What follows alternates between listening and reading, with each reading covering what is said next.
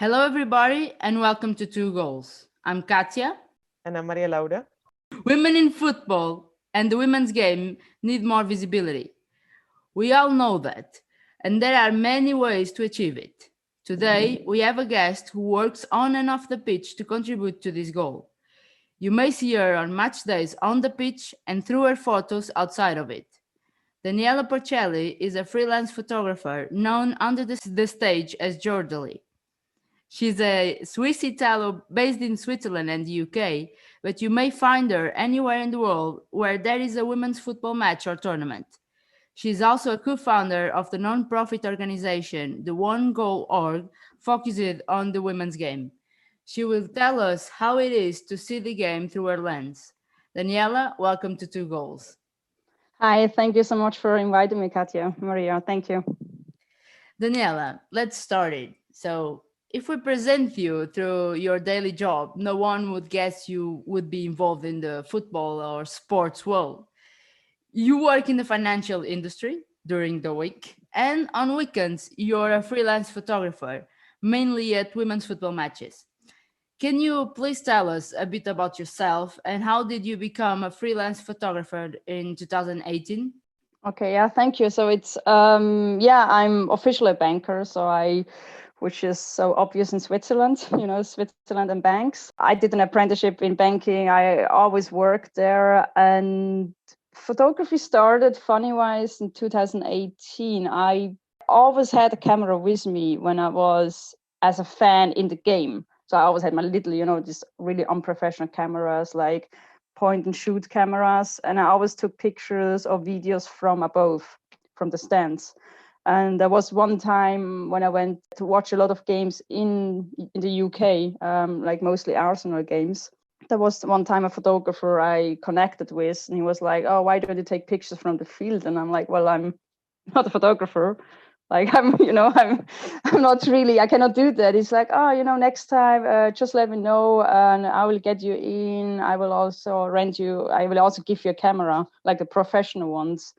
And I remember there was Reading against Arsenal, like February 2018 already. Wow. And I was sitting there next to him and he showed me a few things, and I fell in love with what I was doing. I just liked it, sitting there and seeing the game in a different way. So yeah, that's how it started.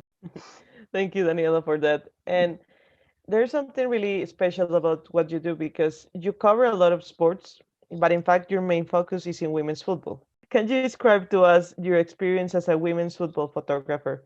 How difficult is it to cover the matches? And if there are female colleagues that work as freelancers like yourself?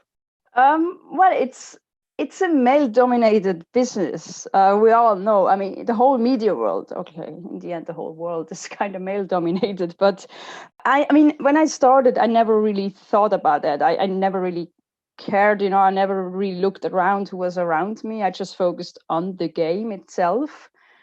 But of course, I noticed when I was sitting next to people, I was starting to notice they were all guys. I mean, maybe there was one girl also doing this. And the interesting part is like the guys work for agencies. Some of them got paid to go there. Some of them got paid afterwards when they sold pictures. But women's wise, like female photographers, most I met are all freelancing. They're not really doing this job as oh, I get paid or I could get paid. And of course, in the beginning, I was like not realizing it yet. And then I started to get more in contact with the whole world and the whole business. And now, even a few years later, we're still in the same position that I can count on two fingers how many female photographers are at a game. When it's not a big game. I'm not talking about the big games. Everybody goes to a big final and a big tournament. But I'm talking to like normal games, like Swiss games, German games. So there are not many female photographers. And if they are, then that's not really their job. They don't really get paid for that. So they're just doing out of passion because they want to be there. Yeah, great you mentioned that because, I mean, women's football grew up with, or the visibility grew with the support of I would say freelance photographers or fans freelance photographers, if you can say, amateur photographers. So Yeah. it grew up through that. And actually, right now, we need more women coming into the game to take photos, to make it visible. That's what we need. And I think me and Maria, that's why we have the podcast. More women that have this passion, they need to know that there's a space for them out there. They can come if they have this passion of photography, and they can conjugate it with the women's game. Why not? There's a place for you. Just have the perfect connections and find yourself a pathway to do it.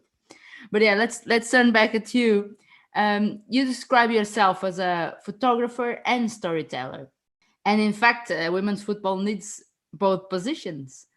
The women's game needs visibility, and the stories of the players should be exposed. And we know that visibility is the key that can unlock all the women's football development process. I mean, on and off the pitch, we need visibility. And we have the famous sentence, if you can see it, you can be it. And that's why we want more visibility. So you're a photographer and storyteller. Is women's football the perfect place and combination of your description? Yeah, I mean, the thing is with I feel more connected with women's football. I don't know, maybe because I'm a woman. So, and also it's you get more out of a picture. It's like I feel more when I go to a women's game, like emotionally. I feel more from the players, even when they're playing. You know, it's not that we're talking like when they're on the pitch, but there is just much more trueness behind it and much more emotion. I'm not going to say when FC Basel, the man, or Chelsea man are playing, there is no emotion. There is emotion, that's for sure, but it's all commercial with the men's.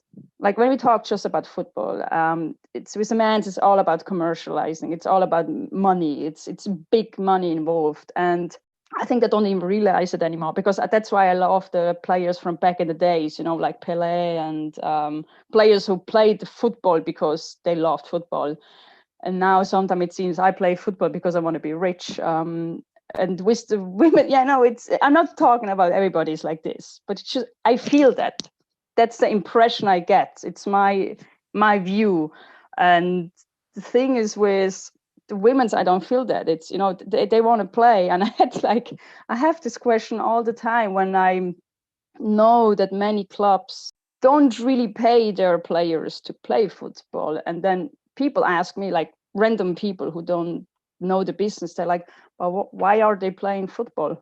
Why are they doing this? Why are they playing for a club who pays their men players a lot of money, but the women players, they don't pay a single penny, or maybe like, I don't know, 50 euros or whatever per game? Why would a woman do that?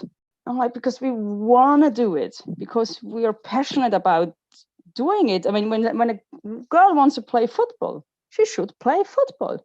Exactly. Easy. That's just easy. I mean, I don't know why even there is a question around anymore. And that's why what I love about the women's game, and that's what I want to show to the little girls.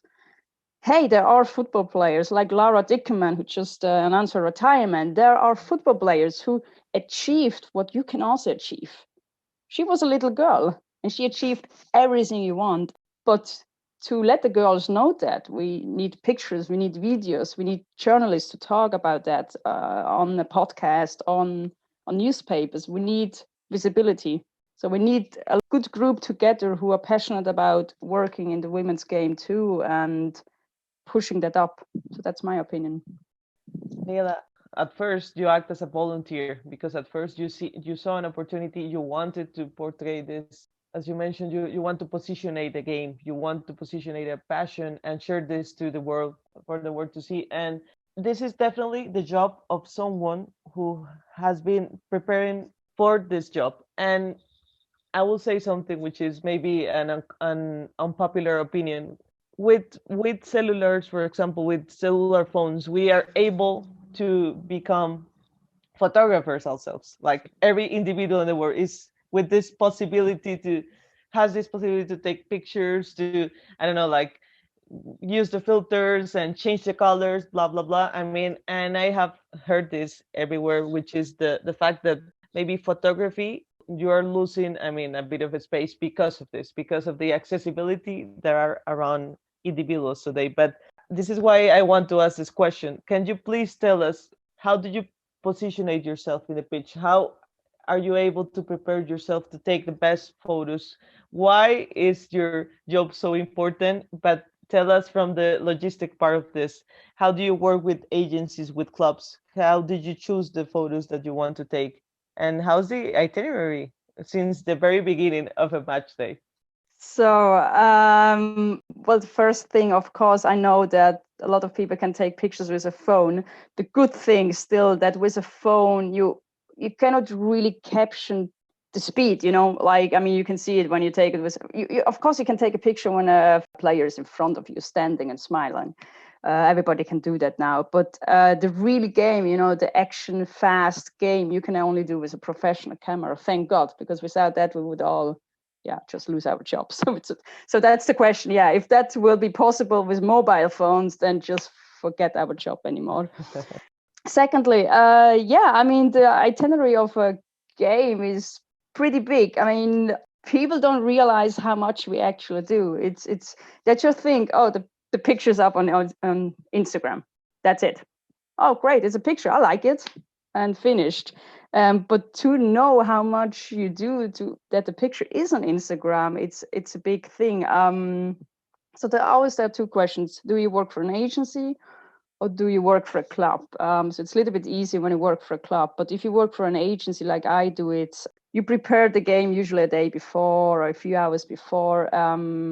Because what I have to do is the picture has to go up in a system, and I have to, in the picture itself, I have to describe what is happening. I mean, you don't see that on Instagram. You just see the picture, but in the tool we use as photographers, like journalists, I can put the name in Lara Dickerman and all her pictures come up.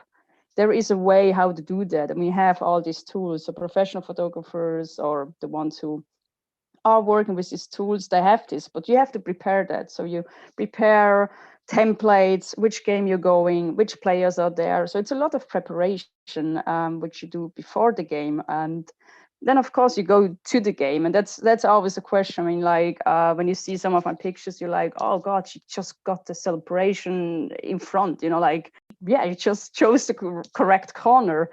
And the question, of course, now with Corona, in some places they give you the position, like you have to be on that corner, so you just have to do the best out of it. But mostly before you were able to choose where you go. And what I do, how I prepare, is I check kind of where the most action happens. So when I know, I don't know, Vivian Miedema, when she scores, she always runs to the left, for example. When I know that, I mean, you of course you can check that as a photographer. You can check videos online. If you really want to prepare well, you can check that online. You can check how, when you don't know a team, who is the top scorer, who is doing the most assists.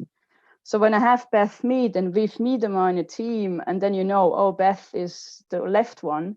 So when Arsenal is attacking, of course I'm going to sit left, because the chance that they will celebrate in my corner is bigger. Yeah, that's how I do it. I don't just sit down and hope for the best. On the other part, of course, there is you have to be lucky if they celebrate in another way. Well, you cannot do anything. It's just make the best out of it. But it's also about the action. You also have to cover good action, good tackles, good player profiles. I mean, it's all a little bit a mix what you do in a game. But when I position myself, it's as an agency photographer, like during the game, you have to edit pictures. You have to describe the picture, what happened. You have to send it into the system while you're actually taking pictures. So you kind of like, you need to learn when you do this small break of like half a minute to work on the pictures and then not miss anything on the pitch. So that's kind of, for many people, a struggle. So if you want to be an agency photographer, that's the way to do it. You need to know how to send the images live. Because when you look at Arsenal Instagram, these pictures have to be up as soon, like 2-3 minutes after goal. The picture has to be up on on the page so they can download it.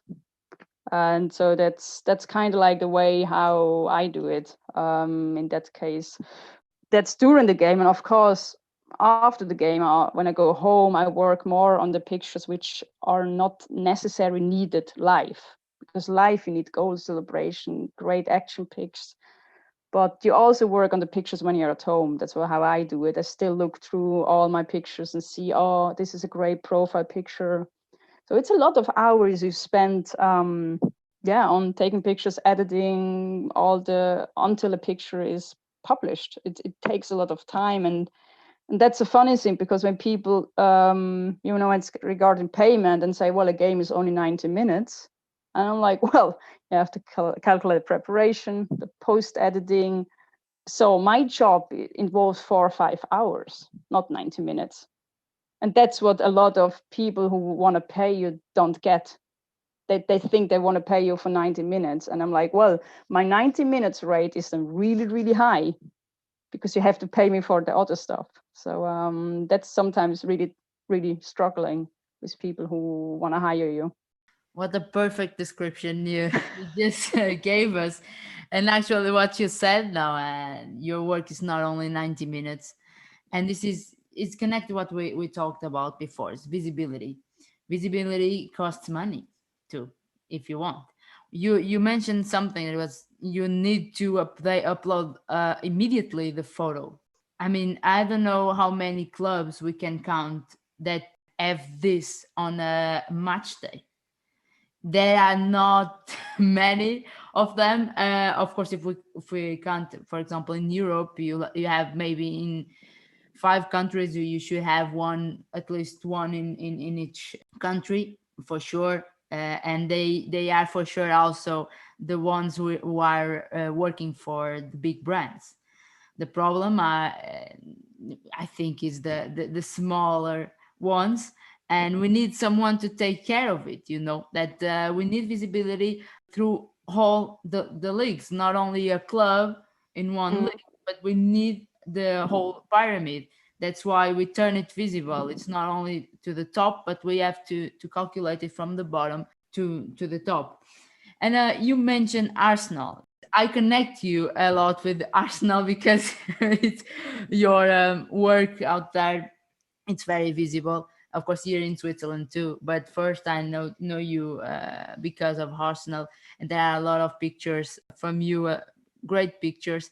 And not only, as I said, Arsenal in Switzerland, you're the official photographer. You are also a lot in France and Germany. This is your weekly basis, I would say, work. But you work also at big tournaments, Champions League, of course, in Europe. But also you covered She Believes Cup, for example. And we have to mention FIFA Women's World Cup 2019 in France. I mean, you already gave us the description during weekends. You mentioned Arsenal matches. Now we want to know, how was it to cover FIFA Women's World Cup 2019?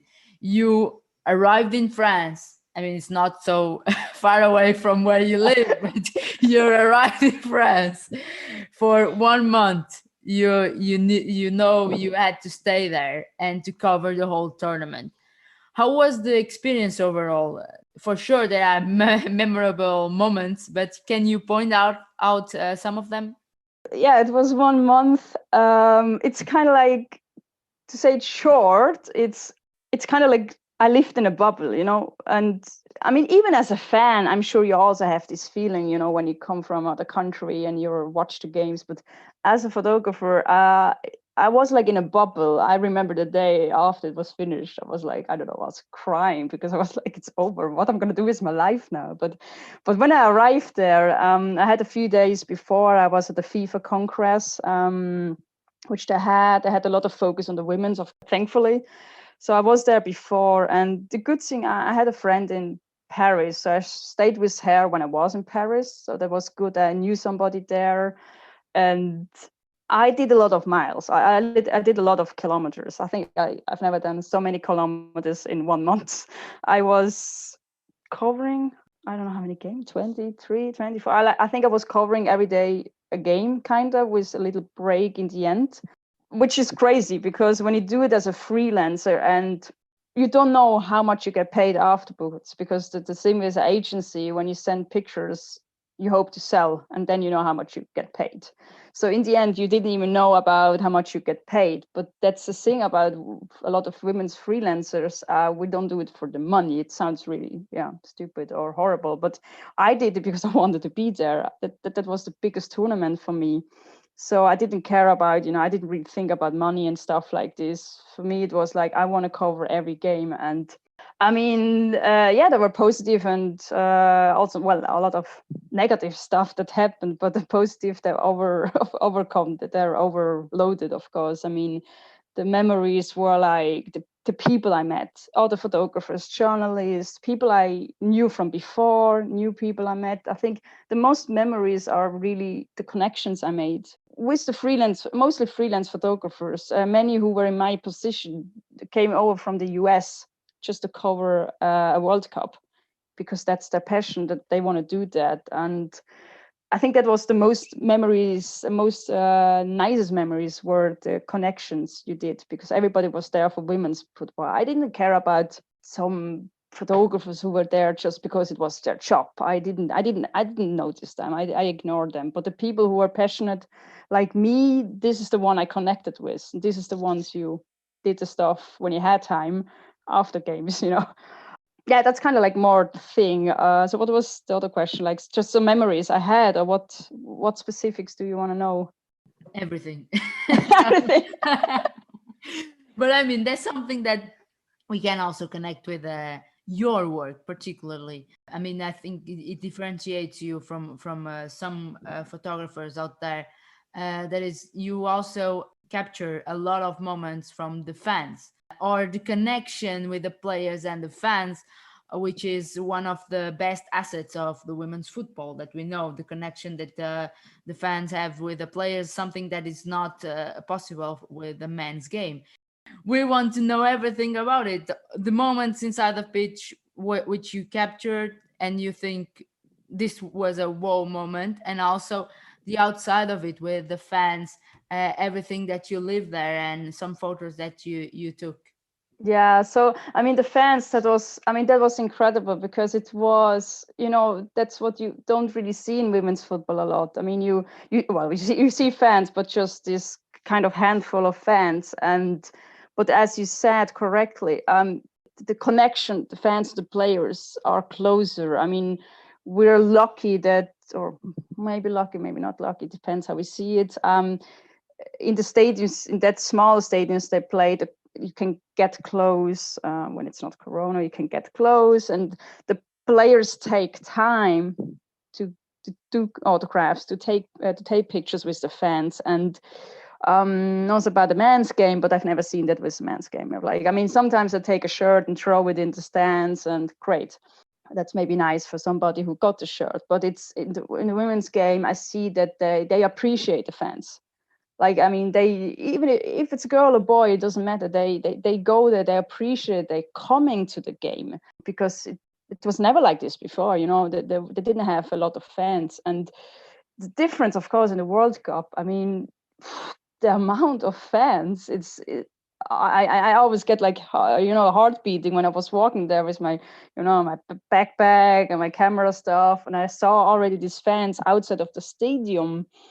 It was just incredible. I mean, the Dutch fans were incredible. I mean, they're incredible anyway, from the Netherlands. I mean, they're just crazy about that team. But this is a federation who knows how to deal with the women's game. They're just, they're just a perfect nation in that case. Nothing about US soccer, but Netherlands, they know how to do it with equality. Social media, the fans, when you go there, everybody knows that Netherlands women are playing today. Every Dutch knows that, it's so it's in their mind. So they're really fan of, they don't care, women's, men's team, it's football, they will love it. And you saw this. I also had a lot of connection with the Italian fans because they were really crazy. They were just a bunch of people. They came all the way from Italy for the Italian games, and it was just amazing to see the fans. And even after games, there were really like some players. I mean, not every game, it depends, but there were some games where they were going to the fans or going to the families. So we see the connection that was there. And yeah, that's what I try to capture, because as you said yourself, it's not the 90 minutes. And that's, I think, what my job is to show the outside, behind the scene, what is happening not in the 90 minutes, what's happening during warm-up, what is happening afterwards, after a game. Because when you watch it online, you see the game. That's it. I mean, that's a game. Well, great. But you want to see the outside. I want to show what you don't see on television. That's my job, in my opinion, or not a job. I don't like to call it as a job. I don't like to call what I do a job. I love doing it. It's not a job. It's my life. I would love to have this as my full-time life. So yeah. Well, hopefully there will be some of our audience out there. Maybe someone will do the job that you don't like to mention that, but I think every one of us should love the job that we do. But I mean, that's kind of like idyllic, but it's good to hear how you are sharing this inside force, this inside energy of what you're doing. I think that's a really important feature that we like to highlight here in Two Girls podcast. So thank you very much for sharing that. Thank you. And you were talking a lot about connections. I mean, about the connection from fans with the pitch and with their teams and with players. But actually, there's something paradoxical about what you're doing, which is, even though it is a male-focused industry, maybe someone could say, "Oh, because you're a woman, it's easier for you to get access to to the players." So, in a way, do you agree with this statement? Do you think you're more connected to women players because you are a female? It's funny because I heard a friend of mine who's also a photographer in Germany. He actually said that once, like he did a comment like, "Oh, Daniela, you're lucky because you're a woman, so you get a better connection with the players. They actually don't ignore you. I mean, it's not about ignoring. I don't say that female players ignore photographers. Say like, oh, you're a guy, I don't want to see you. It's not that. I mean, it's difficult for me to say because I cannot say how a male photographer feels, but I think, yes, there can be more a connection, just that it's just because how we feel around each other. I mean, I think when I'm standing next to a woman or standing next to men, I think there's a different feeling. I don't know. It's just the comfort zone. We have a certain circle around us, like we female, we have a certain circle. And as a man, you, in my opinion, I don't know, I am not a male, but you have to pay attention how you approach that your female comfort zone. It always depends why a man wants to talk to you, but it's as a photographer or as I don't know, when you're at a date or whatever. But we have this comfort zone around us. Every woman has this. And I think when you're a woman yourself, it's easier to get into this comfort zone because you think the same. You have a connection automatically. And I think unconscious, I think that's a word. You have this feeling. So when they see you, they're like already, oh, this is a person who comes every week to the games or every once in a while. I know her. She's nice. She smiles. I don't know. Now with the mask, that's difficult to say. But I think it maybe helps me a little bit. There are certain situations where I have more chances to get them in front of my camera just because I have the connection with them. I think I told Katja once about a situation which happened. It was a Champions League final actually, and it was Ada Hegerberg, who, well, it's not that we know each other well, it's not that we're best friends, but I went to a few Lyon games. So not only a final, you know, I don't go to games just because it's a big game, like some photographer agencies do, which of course it makes sense because it's the money, that's the issue. I also go to small games like Lyon against whatever the last in the group. And they see that, you know, and when you're a female, they even see you more because there are not many women's photographers. So with Ada, I remember the Champions League final, we were like, I don't know, 20, 30 photographers seemed like in one spot, and everybody wanted to take a picture.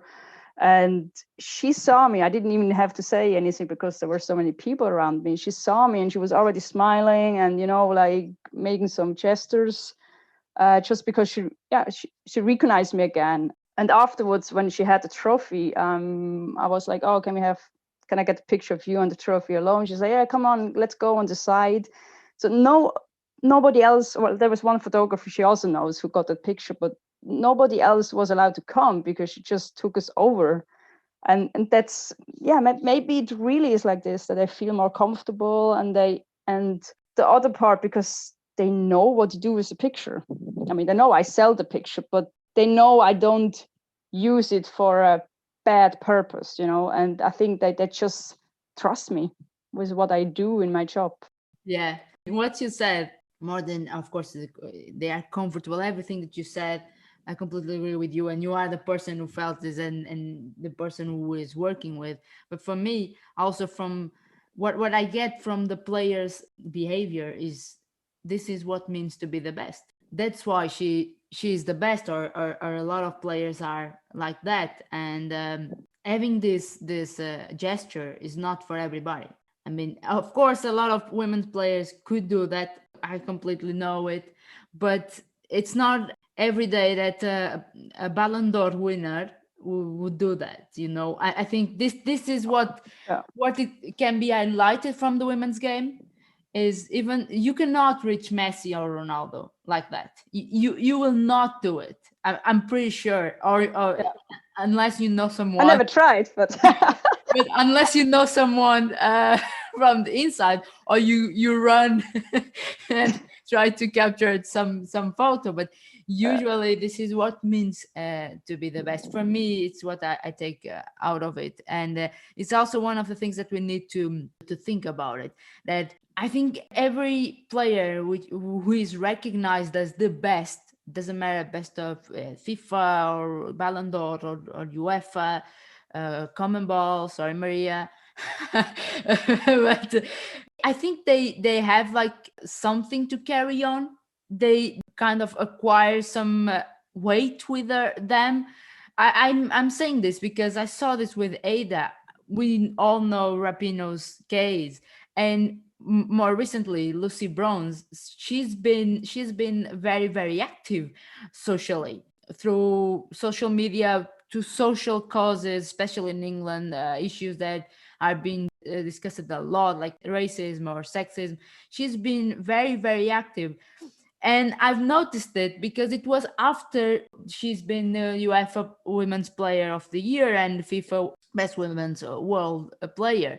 Of course, they have agencies behind them, but also I think they feel like we have a responsibility. We knew that already, but now we know that we have a voice out there. We need to be more active. I mean, I'm biased to say that Lucy Bronze for me was always the best in the world, but before she was more quiet, I think, and now she's portraying herself out there. And for me, of course, it's not only the indications from someone of an agency, it's about the player herself in this case, that they are saying we have a say on that. And I mean, I'm using her name, but there are a lot of examples that we can say that. And of course, this is visibility. It's what we talked before. It's everything is visibility. That is something that we need. The players are doing that. You are doing that to your photographies. And something that makes me sad, I have to use this word, that we, unfortunately, we know that some clubs are still developing their media and communications departments. Some of them, they don't even have a social media or a platform to make it visible. And we talked about English clubs French clubs, German clubs, but let's come to your home soil, to Switzerland. I will use this example.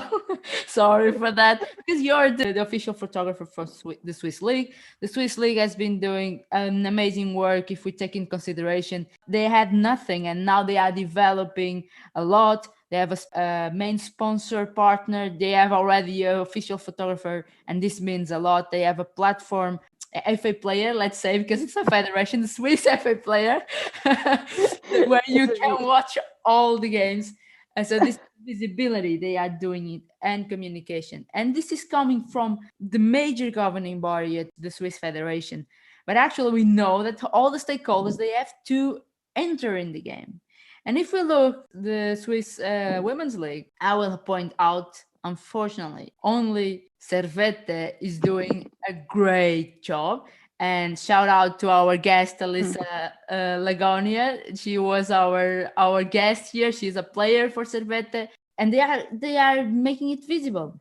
And they are so far away from the others because they are the only ones doing it. It doesn't matter the content that you post, because they are the only ones. There are clubs in Switzerland, they don't have social media platforms. So taking consideration not only Switzerland, but if you can take the example, you can you can use it. Why do you think the clubs are not investing in more visibility and communication?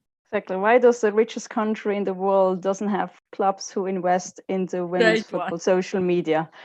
Good question. Really good question. I'm asking myself this every week. You announced Servette. I know the media people in Servette because I've been there, like, I don't know, I felt like 10 times the last few months. I go many times to Servette out of my league obligation. I mean, you can call it obligation. It's like they send me the list where I have to go, but of course it's for me. I travel to the other part of Switzerland, voluntary in that case. But Servette is doing a great job, and I met the guy who, well, actually funny. He got hired by Servette. I mean, it's there is no women's football Servette or men's football Servette. It's Servette. It's. I mean, I'm a banker, and that's maybe some people notice sometimes, because Servette is one company. It's not a club, it's a company. Of course, it's maybe regulation-wise a club, but let's see it as one business. And the guy, when they got hired, they were like, oh, the women's football. I mean, we're missing social media there. We're missing the videos. They're doing really great videos. It's Alexandra who's doing that. The photographer, he's doing nice photos. And we were talking about it, exactly that. He's like, yeah, when I analyzed all the Swiss league teams, nobody's doing anything. And I'm like, well, welcome to Switzerland. And he was like, so we just do a few things, and you don't have to do a lot. I mean, these people are hired. They do the men's stuff. And when there is a women's game, they do the women's game. It's easy, really easy. And they show it. I mean, they increase their social media and Instagram and Twitter every week. And just to say, it's not a lot you have to do.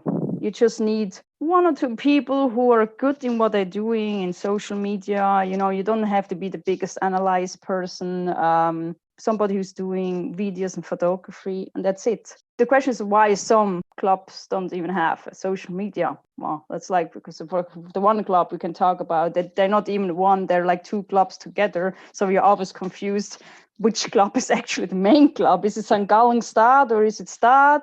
I think this year it's now all to St. Gallen, so it's really confusing. There's a club with two names, and we don't really know who it belongs to. See how difficult it is in women's football. But that's the reason, because I think they're just giving away the problem. Like they say, oh, I think it's not our business, so you have to do it. And the others say, no, you have to do it. And I think that's a big problem with that club, for example. The others, I mean, I don't want to step on any toes. I don't want to say just Switzerland. I just say worldwide. I mean, the leagues who are not really using a lot of social media, are not doing a lot of investing in women's football social media. I think they just don't want to. I know it will be in a podcast, and maybe some people will. I know that's why I said I don't talk about Switzerland. I just talk in general. I mean, do I ever hear anything about Greece football? No. Do I hear something about Portugal women's football? No. So I think they don't want to. We already said it here, so don't be afraid to say it. They don't want to give visibility, because when I talk to people and say, like, why don't you do this and this? oh, we don't have money. And I'm like, okay, guy, you're speaking to a banker, not just a random person who has a camera in the hand and sometimes takes pictures. I'm a banker, so you cannot come to me and say like, we don't have money. When you have money to pay a player 100,000 euros or more, or a few million per year, you cannot tell me that you don't have money to just invest in one guy who is doing social media for the women's. You don't need a lot. It's just a little bit, and you need the right person to do it. So you don't need a lot. So it's not the money. The money is just a really big excuse of all these bodies out there. Okay, maybe now Corona affected it a little bit, but I don't care about this situation with Corona. It's just, it was before, it was the same, and after Corona, it will be the same. So it's not the money. It's just you need the right people. So I assume they don't want to. Why are every women's club playing in small fields instead of a nice stadium? Because I don't want to. Oh no, it costs a lot of money to have 2 or 3 securities people more. Yes, right. Really? So, I mean, this is the conversation I have every week and everywhere. And people are like, yeah, we want to do more, but we don't have the money. I'm saying, well, it's not about the money. I know money is difficult, but I'm talking not about clubs who don't have money because they're just a women's football club like Frankfurt was before. I know how Frankfurt struggled because they were a real women's club. So that they struggled. But I'm talking about, I don't know, I don't want to say any names to not put me in a bad position. Yeah. I mean, the ones that you go on social media and you cannot find them, yeah, they're the Exactly, yeah. Or when you go on social media and you see like after the game, there's still no picture up, or it's a really bad picture and there is no video, or you have to wait 5 days until there is another picture up. I mean, guys, it's not that difficult to do social media. I don't do it that much anymore on my Instagram because I really don't have time, because I put all my time into photography. In my banking job I have to do because I don't earn enough in photography. But Instagram is so easy, and with a little bit you can do so much. And it's not only social media, it's also like questions like, why can't I go in a store of the club and not find a Chemaili shirt? Like, I want to buy a Riola Chemaili shirt. I want to do that. Why I don't have it? It's not there existing. So why not selling merchandise? Why not asking for ticket prices at the women's game in Switzerland? I mean, there's one club who does that, but 5 Swiss francs. But it's good. It's not about the price. It's about value. It's about the respect. So when you don't sell merchandise of the women's game, when you don't ask for ticket entries on a women's game, when you don't have social media in a women's game, you don't even have to ask me why is that. It's, in my opinion, really, I don't care. And I'm not saying about the media officer or the people who are really working in the women's area. I'm not talking about that. They care because they're there. I'm talking about the ones who are back, behind, and care about the men's game because I think it's most money. And I know that some roles they can improve because the women's game is an additional thing. They always say we have to put a lot of money in the women's game. It's actually annoying. We have to lose so much money in the women's game. So turn it around, sell stuff in the women's game. You get other fans. Like you have other fans in the women's game. When you go to Basel, for example, there are other fans watching the women's game than going to the men's game. Mm-hmm. Less aggressive people, more families, more girls, even elderly people, because they know it's much a nice atmosphere going to a women's game. So use that instead of concentrating, focus on a men's game where in Basel only 5,000 people come anymore because the game is just bad. We have to be truth now. It's before they had 30,000 people. Now they're like a few thousand because nobody wants to watch the game. But you need to get more fans, other fans. So I don't know who is doing this business stuff. So you just need the right people. But for that, you need the people in charge need to say, yes, I want. Mm-hmm. Kind of like President Obama. Yeah. Yes, we can. Yeah, exactly. Yes, we can. I think that's a good slogan. Yes, we can. We can do it. But we need people in charge who want to change the world. Exactly. Before Maria jumped in, let me say you said a lot of things that can be used. Let's do it to separate women's football from CSR. It's the first thing that we need to do, because we are fans. We know that women's football is not at all a CSR product, but there are a lot of people, they are still thinking about it. And why? What you said is the perfect explanation. Is people will think about it as a CSR product when you go to a match. You don't have to pay to enter. If you say to a girl out there today that she can watch a match for free, yeah, it's cool, all right.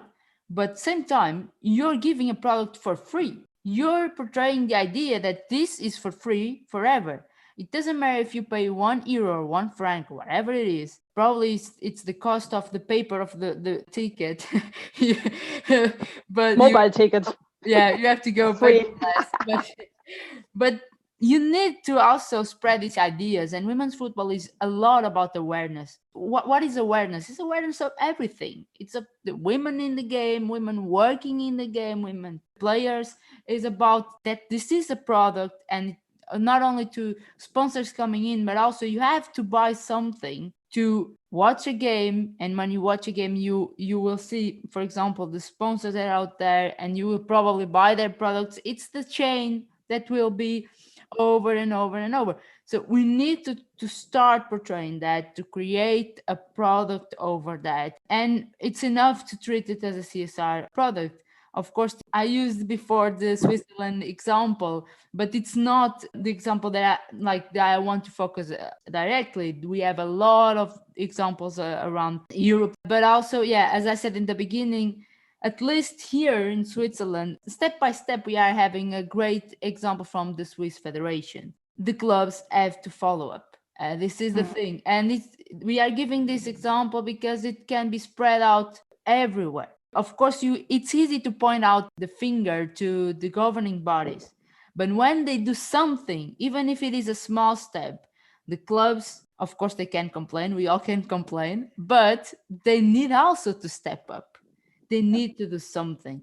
And Servete was one of the examples. So they need what you said, they need to care about it. Doesn't matter what, they need to care a little bit. And this is the thing that I want to live here. And I will let Maria jump on right now. No, but actually, thank you, Katia, for that, because the interesting part, and I have mentioned this like in every one of our episodes, is the fact that every one of our guests, they have this possibility to argue. I mean, against this so many ideas and on the women's game and on the development of the industry and the business part of football. And this is good because, I mean, it's not good for, I mean, and I'm speaking about the players, the footballers themselves, they need to study also because they are aware that they cannot live from football as a sport. And in your case, it's the same. You mentioned this, is you cannot live, you're not able to afford stuff. I mean, like living in the lifestyle that you want, because there aren't enough money for these positions. But at the same time, it's good that you're prepared. It's not the same case for male footballers or male professionals, because they earn so much that they don't have incentives to go on that path. So I like these discussions because of that, because we have been able to prepare so many evidence and facts to try and conquer those spaces that we are not able to conquer normally as they should be. But yeah, just saying that the next part, we really want to ask you on that other part of Daniela, which is the non-profit organization that you co-found with Hedvig Lindahl, the Swedish goalkeeper, for those who are not aware, I mean, and who don't know, from Atletico Madrid. Can you please tell us everything about this organization, your mission, your vision, your value proposal, and maybe tell us how our audience can be involved and help? Yeah, so yeah, the One Goal organization, was founded by me and Hedvig. And I hope that when people are listening to this, they know who Hedvig is. One of the best goalkeepers in the world, World Cup, bronze medal, silver medal, Olympics, and so on. The One Goal organization we founded because of different reasons. It comes, of course, as a foundation that we want to raise money to invest in projects which is focusing on women's football or girls football in that case. So we want to help projects all around the world where our partners are working to make a better life for these girls. It doesn't have to be like, oh, they all want to become football players, but that we want to give these girls a chance to overcome their struggles in normal life. And this is the project we're looking for. And how the one goal, how we work is in another need, what the fans needed in women's football is we use merchandise of women's football players. So we auction, raffle off signed shirts, signed boots,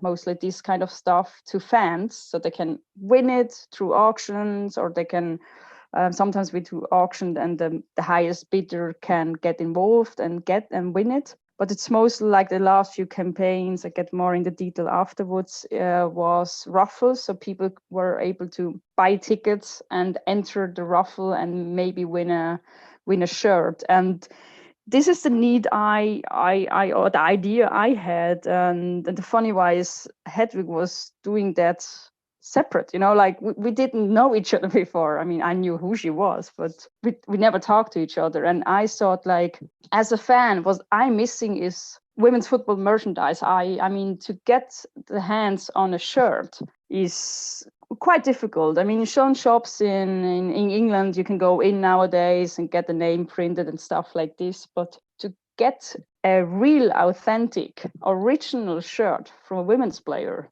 how do you get that? If you are like a long-term fan and you go to every game and this player loves you or knows you, they give it to you. But the big but, there are not many shirts existing. Some clubs have a little bit more shirts for the players. Some clubs have no shirts for the players. And I'm talking about big name clubs, where I ask the player and the player comes back to me, oh no, we don't get a shirt this season. I'm like, really? Oh my gosh. So she doesn't even get a shirt for herself to keep. And Hedwig, I mean, she can tell stories about which is the first shirt she actually got. And that, I think I remember correctly, was Chelsea. So you can look on her lifetime of career. So the first, I think, jersey she got for herself was Chelsea. And that was just maybe a few years back. So that is the need of a fan, because fans in women's football, they would love to get something like this. So we thought, like, okay, there are some players who have the chance to give away some shirts. Not a lot, because I don't really get a lot per year. But the few they get, they want to give out for charity reasons. And that's how it started. I mean, players were really keen on doing that. And I also like our mission, because it comes from women's football and it goes into, girls' football. So it's kind of like a circle. So they know what they do. They're helping their future generation. And I think that's kind of like the circle we're doing. And the other question, you had is how can people get involved? I mean, we started again now in the next few weeks where we auction off items. Like we have gloves, which are signed from some goalkeepers. We have boots, which are signed. So people can go on our page, the One Goal, and participate and hopefully get an item which is signed from a player. The really important thing for us is it's not only about the famous players. Maybe that's another question you have later on, who is like, what names can you say who participated in your the One Goal already? But we also have players who are not that aware in our area. Like, I mean, we had a Japanese goalkeeper, our third or second goalkeeper, participating, who actually won the U20 World Cup 2018. We had an Israeli football player who wins a lot of championship with her Tel Aviv team. So we also have players participating who they say themselves, we are not famous, but we can help. They want to be a part of it, because maybe a girl in Israel sees that and like, oh, she plays football. I want to be like her. And it's about giving the platform to every player in this world. And that's our big dream. Like Hedwig and me, we wants to have every football player on board with that. But the difficulty is, as I said, there's some players that don't even get shirt themselves. I mean, it's crazy. They have to buy a shirt to sign it and give it to us. And I'm not going to say any names, which clubs they are, because that would give me trouble. But it's incredible, it's a joke, when a player don't get a shirt nowadays, and the guys do, because they throw it away every week in the stands. So this is the imbalance we want to show too, that the shirts you get are exclusive. When you have this shirt, you can be so lucky, in my opinion, because there are not many left. There are not many existing. And that's one thing to raise awareness in the women's game, what the problems are. And the other way, of course, it's charity. We help girls. And that's the cool thing. You never lose. When you put money into our organization, you win every time. Either a shirt, but you for sure win. I always say a girl in a country and she's smiling because she's allowed to play football. That's how I see it. Perfect. And as you said, it's a unique piece. So if you want it, just go for it. Go on the website. And let me only highlight one thing that you said. Some players are not famous. They are not famous because they are not visible. Because if they were visible, they would be famous. You know, that's the thing, that you know for sure someone from other countries that you probably don't watch football, but you know the names because they are visible. And great, amazing initiative, amazing organization. And there are a lot of well-known names, actual players and retired players too. So go for it. And for the crazy ones for merchandise, I think me and Maria, we can raise our hands, go there and do it. You will help someone. Thank you so much, Daniela. We will indeed check your merchandise out, and we will do our very best to support and share everything about the One Goal organization. Also, thank you very much for telling us your story so transparently, and hopefully many future photographers are inspired by these conversations. And thank you everyone out there hearing us. Remember to follow us on Twitter, Instagram, and YouTube with the account @2goalspodcast. Have a lovely week, you all.